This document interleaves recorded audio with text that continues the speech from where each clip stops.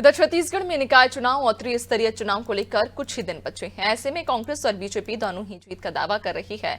इसी के साथ ही आरोप प्रत्यारोप का दौर जारी है। केंद्रीय राज्य मंत्री तुखन साहू ने रायपुर एयरपोर्ट में मीडिया से चर्चा के दौरान कहा कि बीजेपी को हर चुनाव में जनता का साथ मिला और आगामी चुनाव में जीत का दावा करते हुए उन्होंने कहा कि निकाय चुनाव और त्रिस्तरीय चुनाव में भी बीजेपी के उम्मीदवार ही जीत कर आएंगे।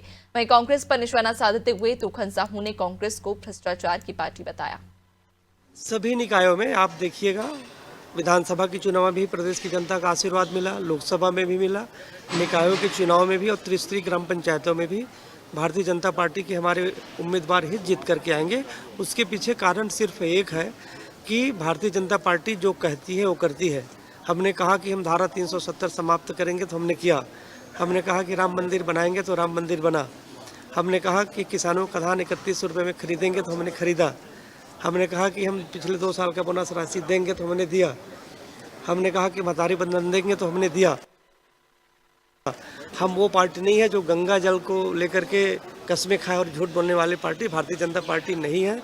प्रदेश की जनता, देश की जनता मोदी जी की और मोदी की गारंटी पर विश्वास करती है, इसलिए जनता का आशीर्वाद भारतीय जनता पार्टी के प्रत्याशी को ही मिलेगा। सभी निकायों